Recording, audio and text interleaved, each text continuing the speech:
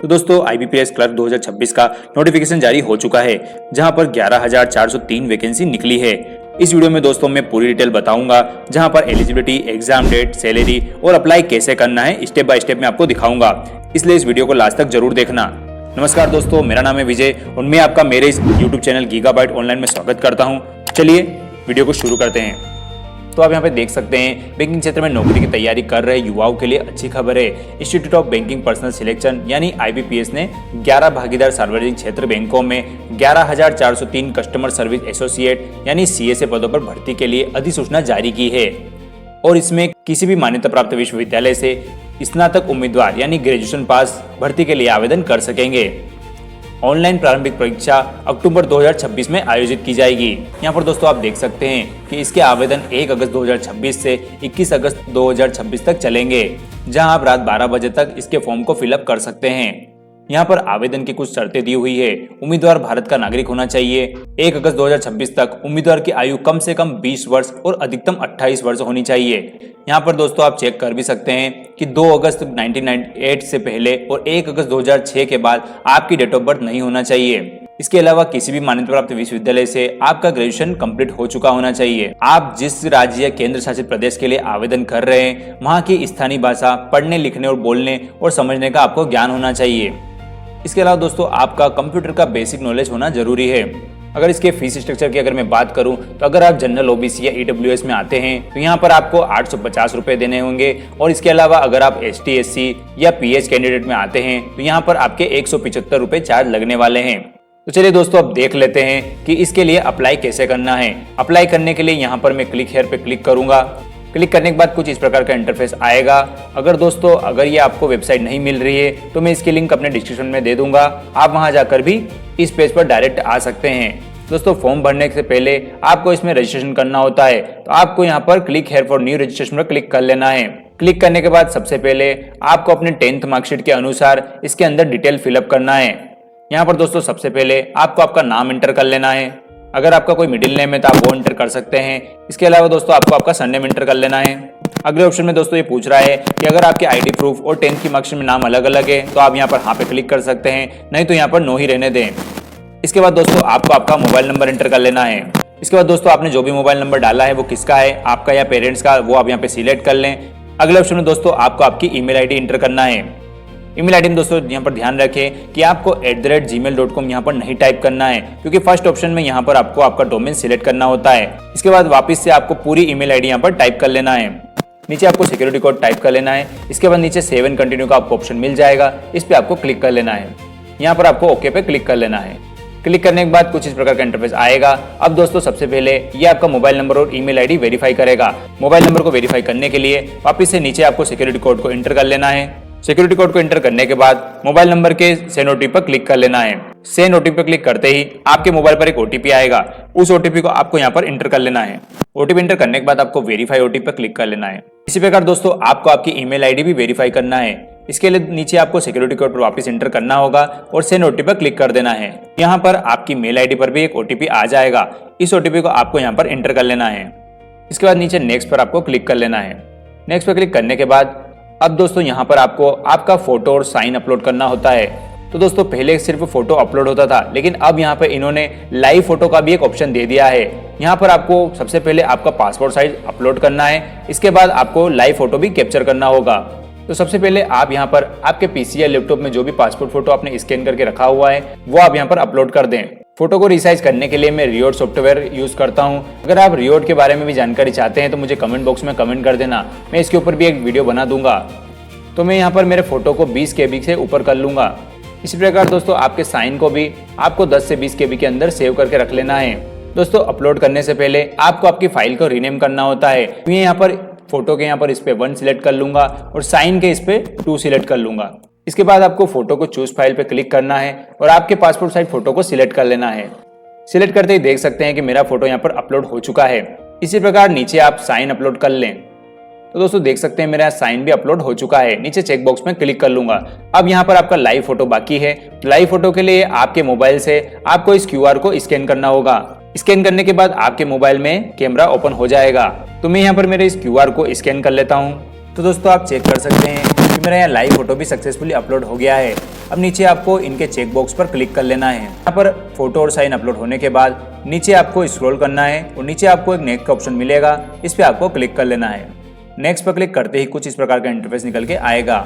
अब दोस्तों सबसे पहले आपको आपकी कैटेगरी सिलेक्ट करना है। आप जिस भी कैटेगरी में आते हो वो आपको यहाँ पर सिलेक्ट कर लेना है। अगले ऑप्शन में आपको डिसेबिलिटी सिलेक्ट करना है।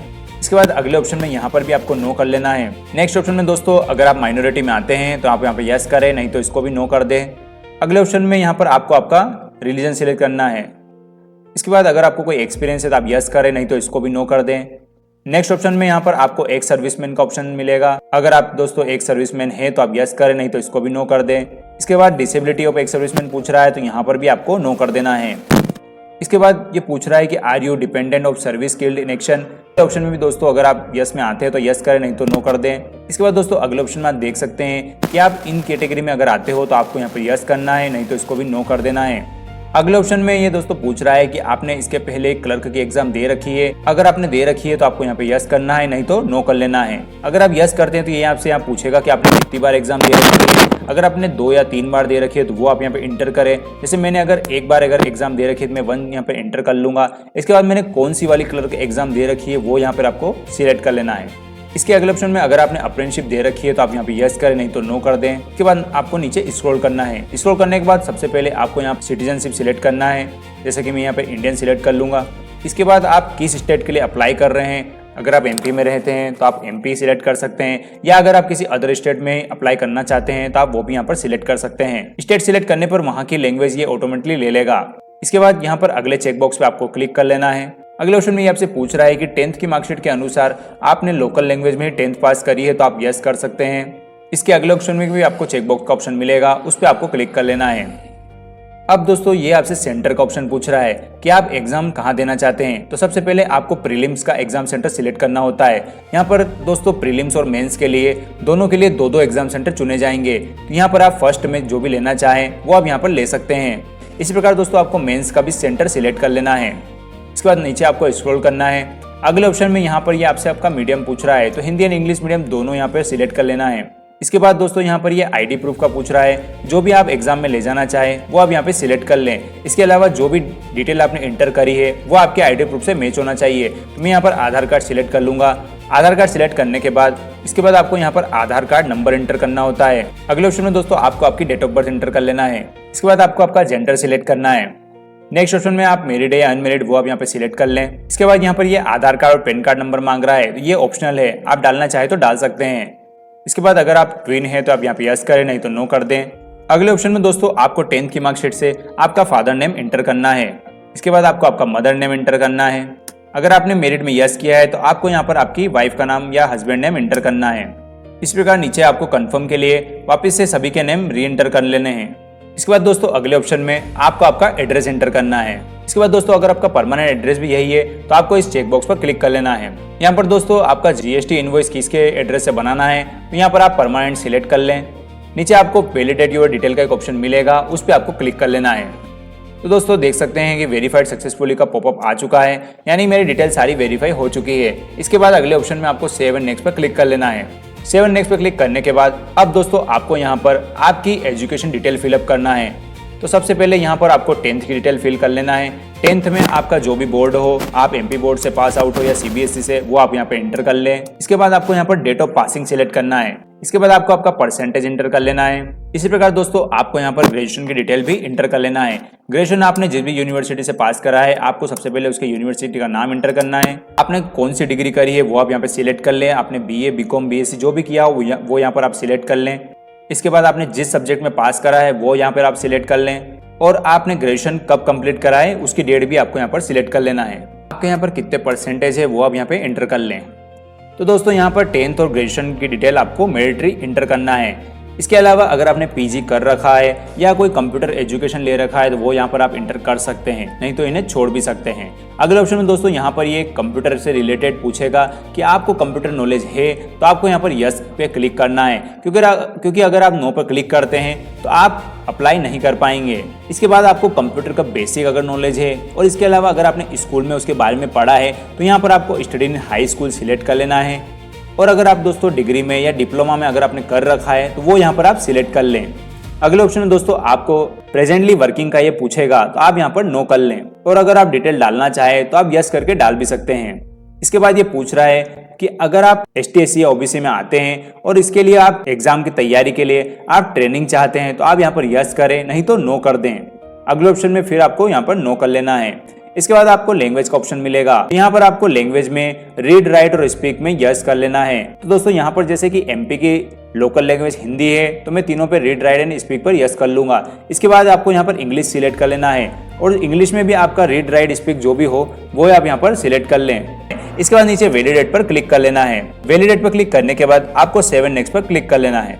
7 नेक्स्ट पर क्लिक करने के बाद अगले ऑप्शन में यहाँ पर ये आपसे आपके बैंक का प्रेफरेंस पूछेगा, यानी कि बैंक क्लर्क की पोस्ट में आप सबसे पहले किस बैंक में जॉब करना चाहेंगे, तो आप यहाँ पर आपका प्रेफरेंस सिलेक्ट कर लें। आपकी कैटेगरी में जिसमें भी ज्यादा पोस्टें हो वो आप यहाँ पर सिलेक्ट कर लें। इसके बाद आपको 7 नेक्स्ट पर क्लिक कर लेना है। यहाँ पर दोस्तों आपके फॉर्म को आपको क्रॉस चेक कर लेना है। इसके बाद यहाँ पर आई एग्री पर आपको क्लिक करना है। अगले ऑप्शन में दोस्तों ये पूछ रहा है कि आपकी मार्कशीट और ID प्रूफ में नाम सेम है तो आप यहाँ पर यस करें, और दोस्तों अलग अलग हो तो यहाँ नीचे वाला जो ऑप्शन दे रखा है इस पे आपको क्लिक करना है। इसके बाद कंप्लीट रजिस्ट्रेशन का एक ऑप्शन मिलेगा, इस पे आपको क्लिक कर लेना है। क्लिक करने के बाद यहाँ पर आपको ओके पे क्लिक कर लेना है। इसके बाद दोस्तों ये आपसे पूछ रहा है कि आपको फाइनली कंफर्म करना है तो आपको ओके पर क्लिक कर लेना है। यहाँ पर सबसे पहले आपको आपका लेफ्ट थंब अपलोड करना है, और इसके बाद आपको हैंड रिटन अपलोड करना है। हैंड रिटन दोस्तों मैं बता देता हूँ आप कहाँ से निकाल सकते हैं। तो दोस्तों सबसे पहले आपको गूगल पर आ जाना है। यहाँ पर आपको सर्च करना है IBPS clerk handwritten. Click करने के बाद दोस्तों आपको नीचे स्क्रॉल करना है। स्क्रॉल करने के बाद आप देख सकते हैं कि यहाँ पर हैंड रिटन निकल के आ चुका है। तो आपको ब्लैक पेन यूज करके इसको यहाँ पर हैंड रिटन को लिख लेना है। यहाँ पर नेम ऑफ द कैंडिडेट में आपको आपका नाम एंटर करना है। इसके बाद ये ऐसा कैसा आपको कॉपी कर लेना है। तो दोस्तों मैं पहले ही इसको रेडी कर चुका हूँ। अब यहाँ पर आपको आपके लेफ्ट थंब और हैंड रिटन को रिसाइज करना है, तो इसके लिए मैं वापस से रियोड सॉफ्टवेयर को यूज करूंगा। लेफ्ट थंब को आपको इसमें डालना है, और यहाँ पर देख सकते हैं कि मैंने 27 KB लिया है। इसके बाद मैं इसको सेव कर लूंगा। इस प्रकार आपको हैंड रिटन को भी लेना है, और हैंड रिटन की साइज में आपको बता देता हूँ। यहाँ पर आपको 800 बाय 400 यूज करना है, यानी कि विड्थ आपको 800 रखनी है और हाइट आपको 400 रखनी है, और इसे आपको 50 से 100 KB के बीच में कर लेना है और सेव कर लेना है। सेव करने के बाद इनको वापस से आपको रीनेम करना है। रीनेम करने में आपको कोई भी डिजिट का नाम यहाँ पर दे देना है। जैसे मैं इसे 3 नंबर और इसे 4 नंबर दे दूंगा। अब चलते हैं वापस देख लेते हैं कि इन्हें अपलोड कैसे करना है। लेफ्ट थंब के अपलोड करने के लिए आपको लेफ्ट थंब पर क्लिक करके आपको आपका लेफ्ट थंब अपलोड कर लेना है। तो लेफ्ट थंब क्लिक करने के बाद कुछ इस प्रकार का इंटरफेस आएगा। यहाँ पर ओके पे आपको क्लिक कर लेना है। इसी प्रकार यहाँ पर आपको आपका हैंड रिटन भी अपलोड कर लेना है। इसके बाद दोस्तों अगले ऑप्शन में आपको आपके 10th की मार्कशीट अपलोड करना है, जो कि PDF फॉर्मेट में होना चाहिए। इसके बाद दोस्तों मुझे इस JPG को PDF में कन्वर्ट करना है, तो इसके लिए मैं यहाँ पर गूगल क्रोम पे आऊंगा और यहाँ पर मैं सर्च करूंगा JPG to PDF। इसके बाद सबसे पहले जो वेबसाइट आ रही है इस पर आपको क्लिक करना है। यहाँ पर दोस्तों आपको आपकी मार्कशीट सिलेक्ट करना है और यहाँ पर कन्वर्ट टू PDF पे आपको क्लिक कर देना है, और इसके बाद आपको आपकी PDF फाइल डाउनलोड कर लेना है। तो यहाँ पर दोस्तों मेरी 10th की मार्कशीट रेडी हो चुकी है, उसको आपको यहाँ पर अपलोड कर लेना है। तो यहाँ पर दोस्तों मेरे सारे डॉक्यूमेंट अपलोड हो चुके हैं। अब नीचे आपको चेक बॉक्स पर क्लिक करना है। इसके बाद अगले ऑप्शन में पूछ रहा है कि मैं आपका डाटा डिजिलॉकर द्वारा फेच कर लूँ, तो आपको चाहे तो यस करें या इसको नो भी कर सकते हैं। इसके बाद नीचे आपको सिक्योरिटी कोड इंटर कर लेना है। इसके बाद नीचे आपको 7 नेक्स्ट का ऑप्शन मिलेगा, इस पर आपको क्लिक कर लेना है। इसके बाद दोस्तों यहाँ पर पेमेंट मोड ओपन हो जाएगा। पेमेंट के लिए मैं यहाँ पर बिल डेस्क पर क्लिक कर दूंगा और नीचे आपको सिक्योरिटी कोड पर इंटर कर लेना है। इसके बाद नीचे आपको सबमिट पर क्लिक कर लेना है। सबमिट पर क्लिक करने के बाद यहाँ पर बिल डेस्क ओपन हो जाएगा। दोस्तों अगर आपके पास क्रेडिट कार्ड डेबिट कार्ड है तो आप उससे कर सकते हैं। अगर आप नेट बैंकिंग यूज करते हैं तो पेमेंट आप उससे भी कर सकते हैं। और अगर दोस्तों आप सबसे इजी UPI अगर यूज करते हैं तो आप UPI से भी यूज कर सकते हैं। दोस्तों मैं UPI से पेमेंट करूंगा। UPI पर क्लिक करने के बाद दोस्तों इस प्रकार का QR कोड निकल के आएगा। आपको सिंपली अपने मोबाइल से इस QR कोड को स्कैन करना है और इसका पेमेंट कर देना है। पेमेंट के बाद आपके पास एक प्रिंट आउट निकल के आएगा। दोस्तों मैं यहाँ फॉर्म पहले ही फिलअप कर चुका हूँ। पेमेंट करने के बाद दोस्तों आपके पास जो भी PDF आए उसको आपको यहाँ पर सेव करके रख लेना है, क्योंकि जब आप आपका एडमिट कार्ड निकालेंगे तब आपको आपके एप्लीकेशन नंबर की जरूरत होगी। इस प्रकार दोस्तों आप आसानी से घर बैठे ही अपने PC या लैपटॉप से IBPS क्लर्क का फॉर्म भर सकते हैं। वीडियो अच्छा लगा तो इसे लाइक कीजिए, शेयर कीजिए और चैनल को सब्सक्राइब कीजिए। मैं इसी प्रकार आपके लिए अलग अलग टेक्निकल वीडियोस लाता रहूंगा। Thank you. जय हिंद।